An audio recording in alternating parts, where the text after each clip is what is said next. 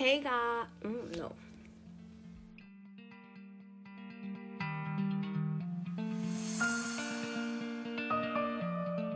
Hey guys, so I've decided to do a video on study tips, mainly because I know some of you are writing soon or already writing if you're at UCT.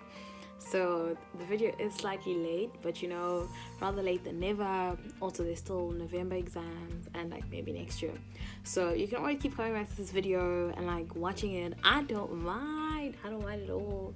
But this video is also for me because I think I've forgotten how to study, which is embarrassing. Hopefully I can learn and you can also learn. Away. So I've got 8 tips. And I'll just run through them, and if you guys have more, please feel free to comment. I'm sure other people will read the comments, and like if someone finds help from what works for you, then that would be great. Okay, so firstly, you need to find a routine that works for you. Some people study better during the day, others during the night. Know this. Don't try to compete with your friends. If your friends are on campus from 8 until 6 grinding the whole day, don't feel sad because you're sleeping. It's okay, as long as you're working at night when they're sleeping. So like for instance, I'm a person who works really well in the late evenings / early mornings. Like right now it's 4:30. 4 a.m. And I've been working. I've done like 3 TADs. I've marked one of my papers.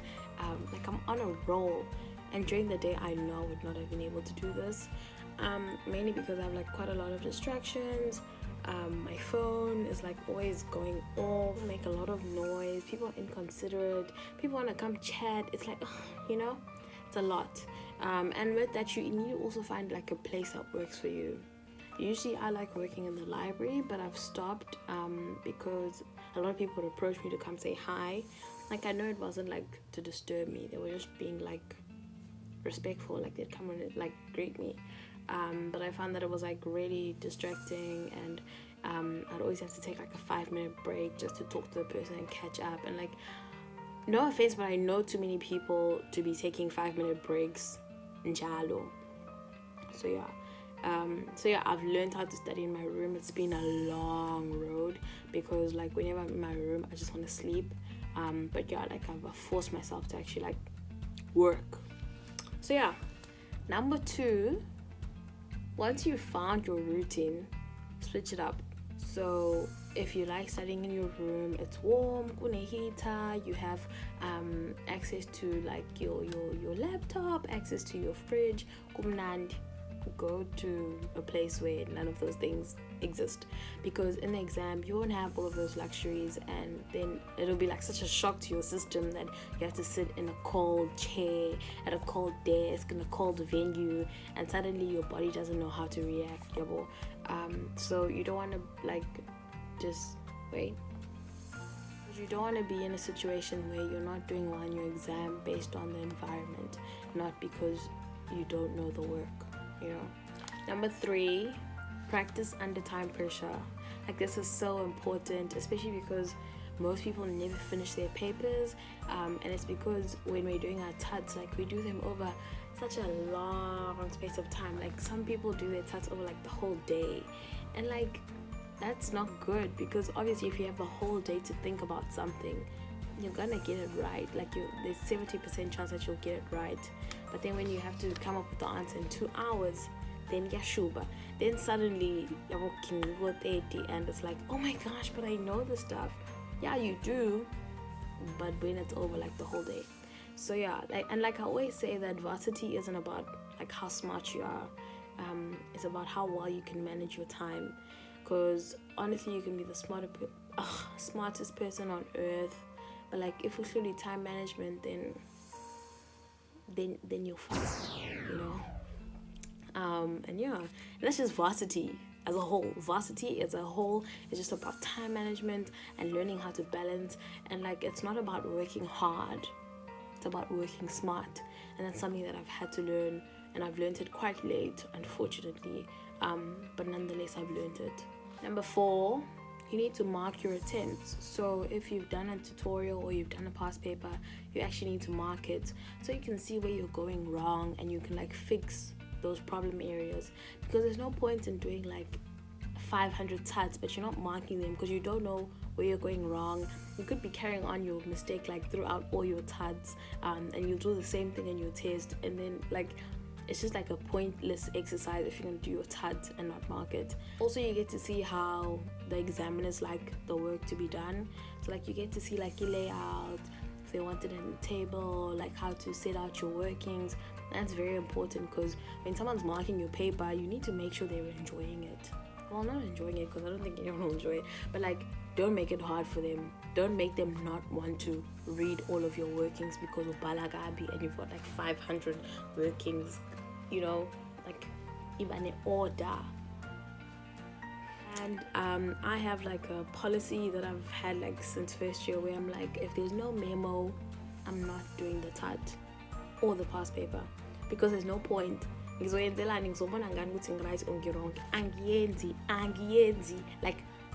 and number 5 is linked to that. Quality over quantity.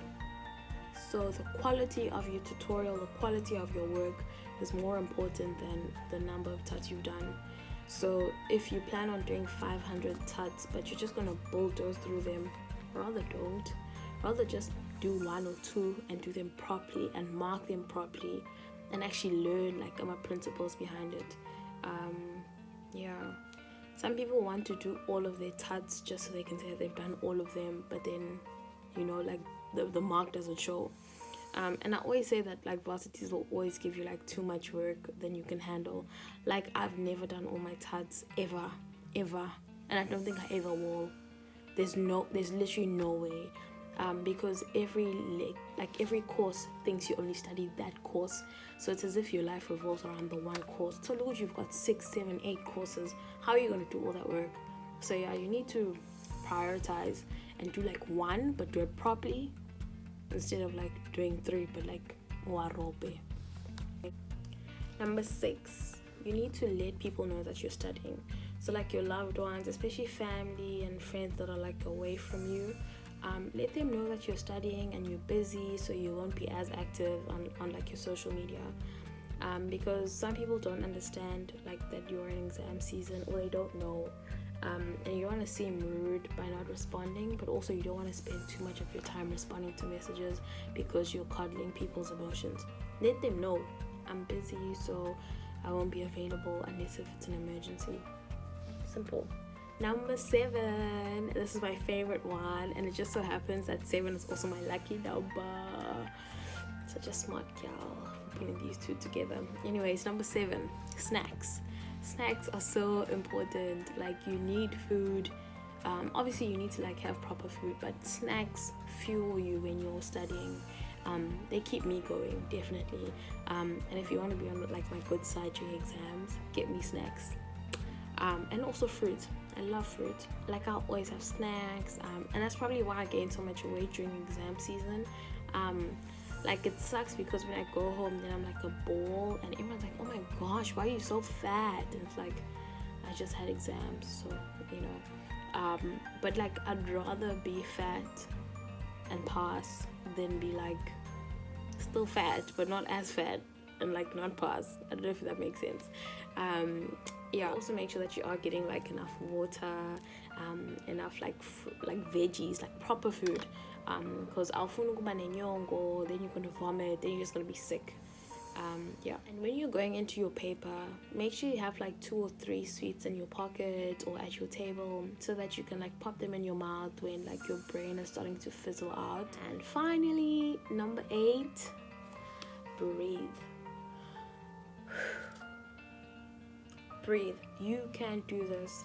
Your mind and your brain are so powerful that when you walk into an exam thinking, oh my word, I am fucked, this is not gonna work out, fuck, well, you know, you're most probably not going to pass, unless if you're someone who like overreacts. But if you walk in like, I can do this, I can do this, then you probably can do it, and you probably will do it, you know. just back yourself. You've been studying all this time, you've been attending lectures, even if it's not all of them, but you have been going to some. Like, you've put in the work, so back yourself. Yeah.